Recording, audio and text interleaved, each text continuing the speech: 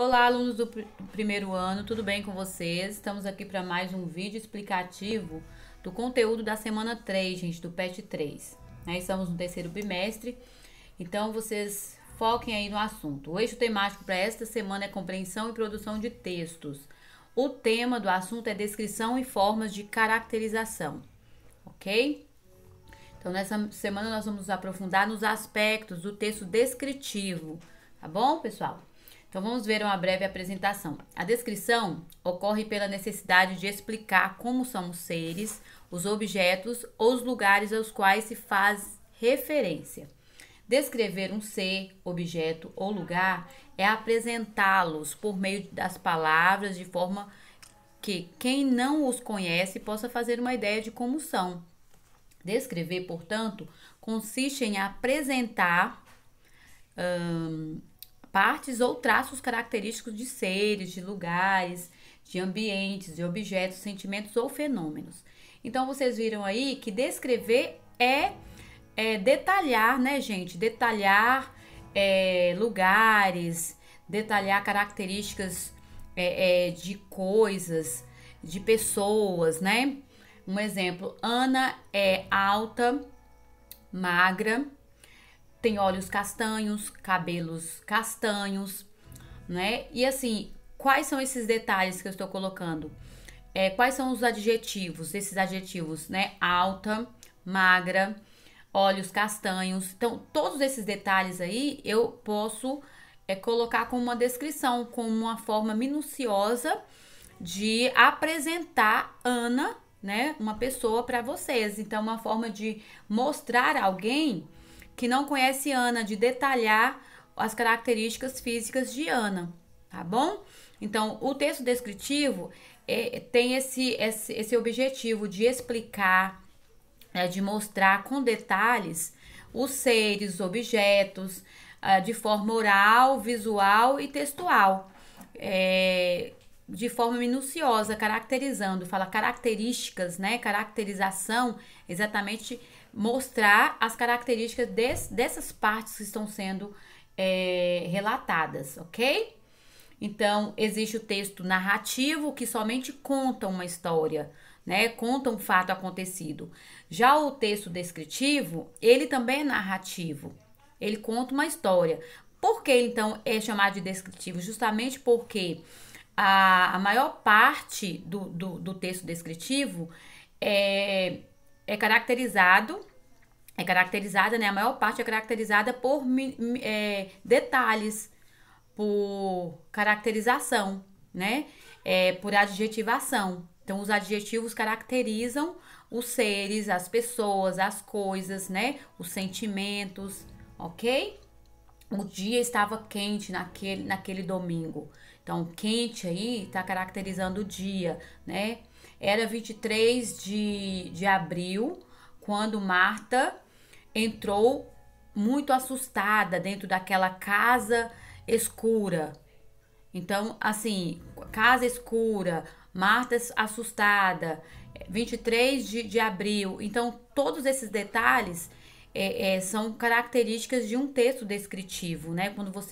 Quando há predominância, quando percebemos que há uma predominância maior de caracterização, de características dentro de uma narração, então esse texto já não tem mais a função só de narrar, ele tem a função de descrever. Então, torna-se um texto descritivo. Vamos ver aqui nas atividades.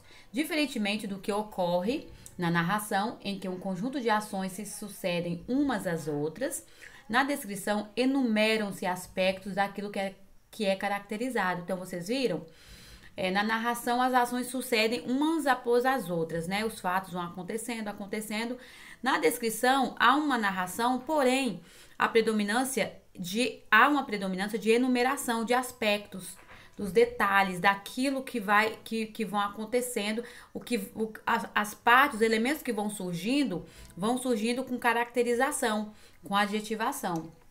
A seguir, vocês vão ler um poema de Cecília Meirelles. poetisa, professora e jornalista brasileira, considerada uma das vozes líricas mais importantes das literaturas de língua portuguesa. Exatamente, né? Quem nunca leu um livro de Cecília Meirelles, um texto de Cecília Meirelles, né, gente?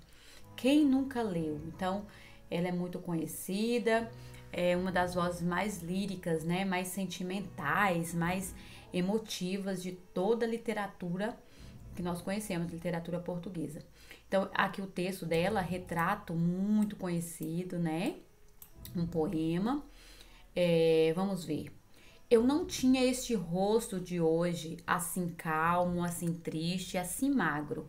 Nem estes olhos tão vazios, nem o lábio amargo.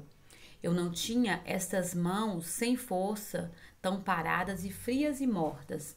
Eu não tinha este coração que nem se mostra. Eu não dei por esta mudança, tão simples, tão certa, tão fácil. Em que espelho ficou perdida a minha face? Então vocês veem aí um poema de 3 estrofes, né?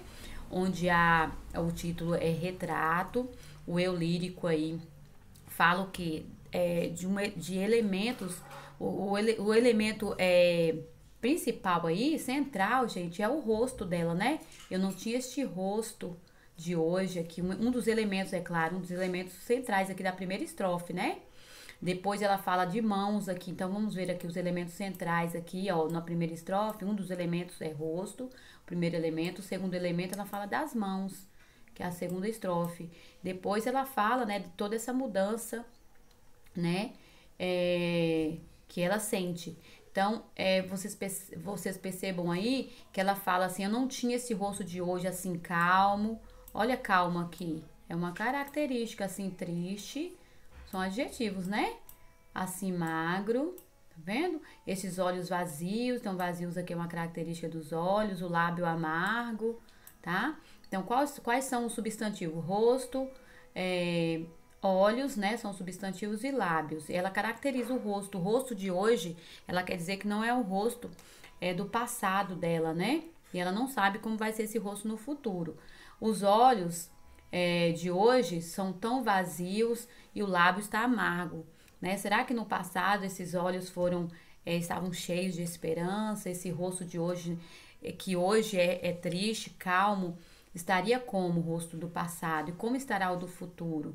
Depois ela fala das mãos, que são as mãos sem força, né? Ela caracteriza, então ela usa esses adjetivos, ó, força para as mãos, sem força no caso, amargo para os lábios, vazios para os olhos, o rosto magro, triste e calmo, né? Então, são adjetivos aí que caracterizam o rosto, e mãos sem força são a expressão, a locução adjetiva que caracteriza as mãos. As mãos também são paradas, né? Ela coloca que as mãos são paradas, as mãos são frias, as mãos estão mortas. São aí outros adjetivos que ela caracteriza as mãos. O coração, gente, ela fala que o coração nem se mostra, né? Uma forma de colocar que o coração nem se mostra. Eu não dei por essa mudança tão simples, ó. Simples é uma característica da mudança? Sim. A característica simples, certa e fácil. Então, outro detalhe, então, bem descritivo, né, esse poema aí, ó. Então, a mudança aí é um elemento central, onde ela caracteriza como simples, certo e fácil. Aí ela faz uma pergunta, em que espelho ficou perdida a minha face? Então, veja aí, ficou o verbo no passado, né? Em que espelho ficou perdida a minha face? Ela não se reconhece mais. Alguma coisa está acontecendo, essa mudança, houve essa mudança. O tempo, né, gente? O tempo faz isso. Então, vamos lá para a primeira questão. Podemos afirmar que a descrição, essa forma de descrever, de mostrar, de detalhar, é o modo de organização textual que predomina no poema lido. Nós já vimos, né, super predominante a questão da descrição, né? O que é descrito? Então, vocês vão colocar aí o que ela descreve aí nesse texto, ok? Nesse poema que nós lemos. B, o rosto é um dos elementos centrais. Vocês viram? Elementos centrais aí, o rosto, um dos elementos. Faça um levantamento das palavras empregadas para caracterizar explicitamente o rosto, olhos e lábios. É o que vocês vão fazer aí, ó, colocar aqui, ó, quais são os elementos que caracterizam, né, de forma minuciosa, detalhada, aí, o rosto, os olhos e os lábios. Como você classificaria essas palavras que caracterizam os elementos centrais do poema? Como você classificaria dentro das classes gramaticais esses elementos, rosto, olhos e lábios? Como você classifica, né? Aqui, ó, como você classificaria essas palavras aí, ó, rosto, olhos e lábios? Escreva aí. O poema se constrói com base numa oposição central entre o passado e o presente. Por que que há uma oposição? Porque ela fala, eu não tinha eu não tinha este rosto de hoje. Então, ela está ali no presente, ela usa o pronome este. É bem interessante quando a gente usa o este, é fazendo referência exatamente àquilo que está próximo, que você está vivendo. Por isso que eu falo, este é o assunto desta semana, porque nós estamos vivendo o presente agora, nós estamos vendo. Se fosse esse assunto, um assunto que foi passado. Eu não tinha esse rosto, né? Esse rosto, ela estava fazendo uma referência ao rosto ainda do passado. Então, este é futuro. Então, vocês vão ver aí qual a oposição, porque ela fala este rosto de hoje. Então, ela constrói aí uma oposição entre o passado e o futuro. Baseado nisso, vocês vão responder. Na segunda estrofe, o eu lírico fala das mãos no presente. Aí vocês vão levantar a hipótese como eram suas mãos e seu coração no passado. Então, ó, vocês vão deduzir. Isso aí, gente, é dedução. Vocês vão levantar hipótese, deduzir, né, como eram as mãos dela no passado, tá certo? Podemos afirmar que a descrição dos elementos centrais do poema é vista como algo positivo ou negativo. Essa descrição que ela faz, gente, dos elementos centrais, desses elementos centrais que são o rosto, olhos, lábios, né? É vista de forma positiva ou negativa? É algo positivo ou negativo, né? O poema é vista... Desculpa, a descrição desse poema é vista como positiva, é a descrição. Se essa descrição é vista como uma forma, né, algo negativo ou positivo, vocês vão justificar aí, tá? A3. Infere-se da terceira estrofe que. Então, assim, lembrar essa palavra infere. Inferir é deduzir, é levantar hipótese. Então, vocês vão fazer uma inferência aqui também em relação às mãos de Cecília Meirelles no passado, porque lá ela fala rosto de hoje, né?